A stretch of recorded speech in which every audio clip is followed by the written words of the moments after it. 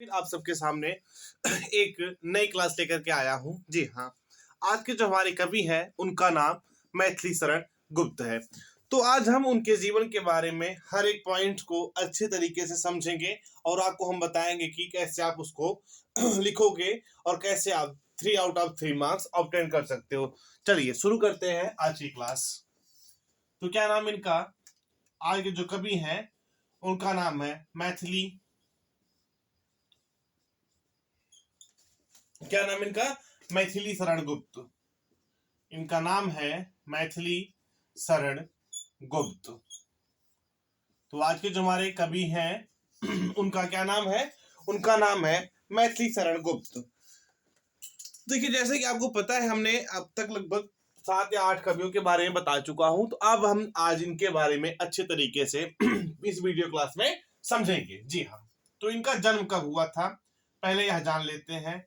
इनका जन्म 3 अगस्त, इनका जन्म 3 अगस्त सन 1886 ईस्वी में, सन 1886 ईस्वी में हुआ था। कहां पर हुआ था, तो हम यहां पे डालेंगे जन्म स्थान। जन्म स्थान उत्तर प्रदेश के, उत्तर प्रदेश के झांसी जिले के, उत्तर प्रदेश के झांसी जिले के, झांसी जिले के चिरगांव नामक गांव में, चिरगांव में हुआ था। चिरगांव नामक गांव में, कहां पर, उत्तर प्रदेश के चिरगांव नामक गांव में इनका जन्म हुआ था। ठीक है। इनके पिता का क्या नाम था, इनके पिता का नाम था रामचरण गुप्त, यानी मैथिली शरण गुप्त जी के पिता का क्या नाम था, रामचरण गुप्त। इनकी माता कौन थी, यानी इनकी माता का क्या नाम था, इनकी माता का नाम था बच्चा कसीबाई। क्या नाम था, इनकी माता का नाम कसीबाई था। ठीक है, यह हो गया इनका नाम, इनके पिता का नाम, इनका जन्म, इनका जन्म स्थान, इनकी माता का नाम। इनका पेशा क्या क्या था, ये लेखक भी थे और कवि भी थे। पेशे से यह लेखक भी थे और कवि भी थे, यानी कौन, मैथिली शरण गुप्त जी। ठीक है, आई बात समझ में आपको। चलिए अब हम समझते हैं इनकी भाषा क्या थी।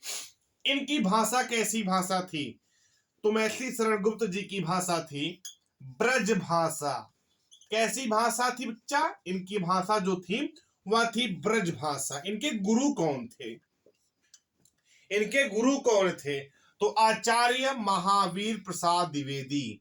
इनके गुरु कौन थे, आचार्य महावीर, आचार्य महावीर प्रसाद, आचार्य महावीर प्रसाद द्विवेदी इनके गुरु थे। कौन थे, गुरु थे। ये कितने वर्ष तक की आयु तक जीवित रहे, यह भी जानकारी हमें प्राप्त हो, तो हम लिख देंगे 78 ईयर, यानी 78 वर्ष तक यह जीवित रहे। कौन, मैथिली शरण गुप्त जी 78 वर्ष तक जीवित रहे। इनकी मृत्यु कब हुई थी, इनकी मृत्यु हुई थी 12 दिसंबर, इनकी मृत्यु कब हुई थी, 12 दिसंबर, 12 दिसंबर सन 1900, सन 1900, ध्यान दीजिएगा, सन 1964 ईस्वी में, सन 1964 ईस्वी में। ठीक, इनको अवार्ड कौन सा मिला था, यानी सम्मान कौन सा मिला था, मिले तो बहुत सारे सम्मान हैं लेकिन इनको मिला था विशिष्ट सेवा पदक। क्या मिला था इन्हें, विशिष्ट, विशिष्ट सेवा पदक, विशिष्ट सेवा पदक का इन्हें सम्मान मिला था। तो देखो दोस्तों, आपको हम बता दें कि मैथिली शरण गुप्त, इनका जन्म कब हुआ था, इनका जन्म हुआ था 3 अगस्त सन 1886 में। इनका जन्म कब हुआ था, इनका जन्म हुआ था 3 अगस्त सन 1886 ईस्वी में। इनका जन्म स्थान क्या है, उत्तर प्रदेश के झांसी जिले के चिरगांव नामक गांव में इनका जन्म हुआ था।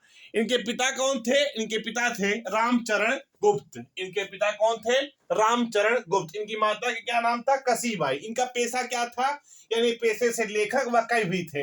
इनकी भाषा कौन कौन सी थी? तो इनकी भाषा थी ब्रजभाषा। ठीक, अगला क्या है कि इनके गुरु कौन थे? तो इनके गुरु का नाम है आचार्य महावीर प्रसाद द्विवेदी। ठीक है बच्चों, देखो इनकी आयु यानी कितने वर्ष तक यह जीवित रहे? कौन? मैथिली शरण गुप्त जी कितने वर्षों तक जीवित रहे? तो वह रहे बेटा 78 वर्ष तक, 78 ईयर्स तक। ठीक है, इनकी मृत्यु कब हुई थी? तो इनकी मृत्यु हुई थी 12 दिसंबर सन 1964 ईस्वी में। इन्हें कौन कौन सा अवार्ड मिला था? अवार्ड तो बहुत सारे इन्हें मिले थे, लेकिन एक अवार्ड है, वह क्या था?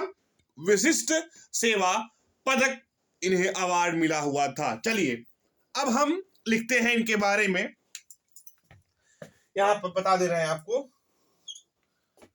आप अगली हेडिंग डाल करके अगली लाइन से लिखोगे रचनाएं।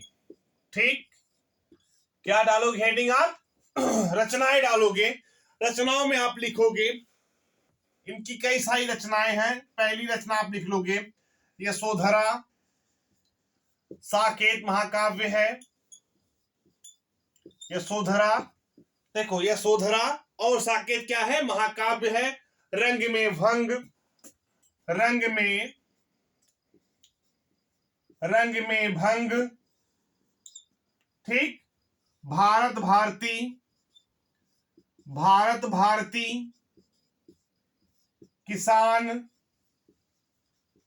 किसान आदि इनकी रचनाएं हैं। ठीक, तो इनकी रचनाएं कौन कौन सी हैं? यशोधरा, साकेत, रंग में भंग, भारत भारती, किसान आदि इनकी रचनाएं हैं। जैसा कि आपको पता होगा, मैं हर एक कवि, हर एक लेखक को उनकी जीवनी पढ़ाने के बाद उनके जीवन के बारे में 4 या 5 पॉइंट बताता हूं। तो वैसे ही आज मैं मैथिली शरण गुप्त जी के बारे में 4 या 5 पॉइंट आपके सामने मैं शेयर करना चाहूंगा। आशा करता हूं आपने इनके जीवन परिचय को अच्छे से समझ लिया होगा और नोट भी कर लिया होगा। देखो बेटा, इनका जन्म कब हुआ था? इनका जन्म हुआ था 3 अगस्त। इनका जन्म कब हुआ था? 3 अगस्त 1886 में। कहाँ हुआ था इनका जन्म? इनका जन्म हुआ था उत्तर प्रदेश के झांसी जिले के चिरगांव नामक गांव में। ठीक है, इनके पिता का क्या नाम था? इनके पिता का नाम था रामचरण गुप्त, मैंने यहाँ पे लिख रखा है। इनकी माता का नाम था कसीबाई, मैंने यहाँ पे लिख रखा है। पेशे से क्या थे? लेखक भी थे और कवि भी थे। क्या थे ये? पेशे से लेखक भी थे और कवि भी थे। इनकी भाषा कौन सी थी बेटा? इनकी भाषा थी ब्रज भाषा। इनके गुरु कौन थे? आचार्य महावीर प्रसाद द्विवेदी जी इनके गुरु थे। इनकी आयु कितने वर्ष थी बेटा? ये 78 वर्ष तक जीवित है, 78 ईयर्स तक। ठीक, इनकी मृत्यु कब हुई थी? 12 दिसंबर सन 1964 ईस्वी में इनकी मृत्यु हुई थी। इन्हें कौन सा अवार्ड मिला हुआ है? विशिष्ट सेवा पदक अवार्ड इन्हें मिला हुआ है। आई बात समझ आपको? अब चलिए हमने अगली लाइन यहां से ना लिख करके यहाँ पे लिख रखा क्या है? रचनाएं।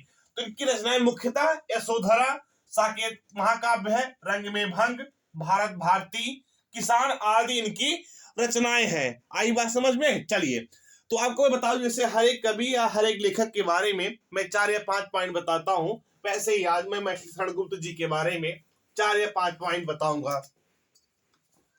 आशा करता हूं आप प्यारे बच्चे इस चीज को नोट कर रहे होंगे। ठीक है, चलिए पहला पॉइंट क्या है इनके बारे में वह नोट कीजिए आप और अच्छे तरीके से समझिए। तो पहला पॉइंट क्या है? पहला पॉइंट 12 वर्ष की अल्पायु में, 12 वर्ष की अल्पायु में इन्होंने यानी मैथिली शरण गुप्त ने ब्रज भाषा में, इन्होंने ब्रज भाषा में कनकलता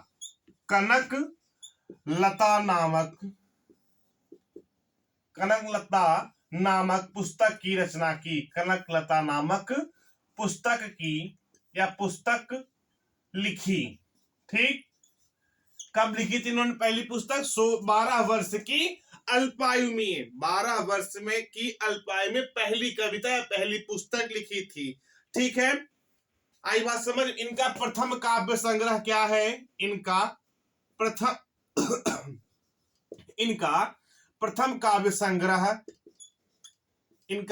काव्य संग्रह रंग में भंग है। प्रथम काव्य संग्रह क्या है? रंग में भंग है। इनका प्रथम काव्य संग्रह रहा है। किसका? यानी मैथिली शरण गुप्त जी का प्रथम काव्य संग्रह क्या रहा है? रंग में भंग। ठीक है, आई बात समझ में? गुप्त जी यानी मैथिली शरण गुप्त जी भारतीय संस्कृति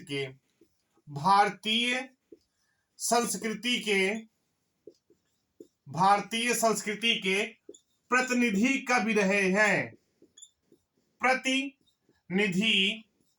प्रतिनिधि कवि रहे हैं। कौन?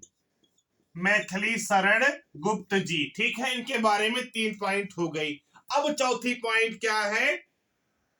देखो, सन 1954 ईस्वी में, कब इनको?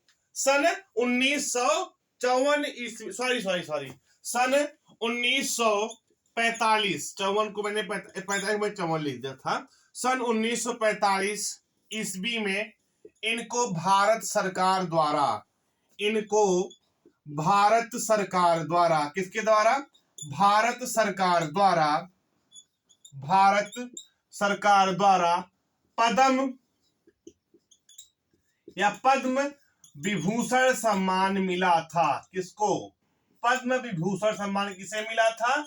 मैथिली शरण गुप्त जी को। किसके द्वारा? भारत सरकार द्वारा। कब मिला था? सन 1945 ईस्वी में। कब मिला था इनको? सन 1945 ईस्वी में। ठीक है, चलो अब आखिरी पॉइंट इनके बारे में कि गुप्त जी का जन्म द्विवेदी युग में हुआ था। गुप्त जी का जन्म कब हुआ था? गुप्त जी का जन्म द्विवेदी युग में हुआ था। ठीक, तो बच्चों मैं आशा करता हूं आज आपकी जो क्लास थी वह मैथिली शरण गुप्त जी के बारे में थी। हम एक बार पूरी क्लास को फिर से रिवाइज करना चाहेंगे। चलिए जानते हैं मैथिली शरण गुप्त। ठीक है, इनका जन्म कब हुआ था? इनका जन्म हुआ था 3 अगस्त। कब हुआ था? 3 अगस्त 1886 में। कहाँ हुआ था? उत्तर प्रदेश के झांसी जिले के चिरगांव नामक गांव में इनका जन्म हुआ था। ठीक है, ये 78 वर्ष की आयु तक जिंदा रहे।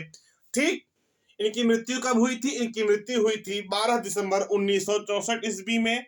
इनके पिता कौन थे? इनका पिता थे रामचरण गुप्त। इनकी माता कौन थी? कसीबाई थी। इनका पेशा क्या था? लेखक थे और कवि थे। इनके गुरु कौन थे? आचार्य महावीर प्रसाद द्विवेदी जी इनके गुरु थे। ठीक, इनकी भाषा कौन थी?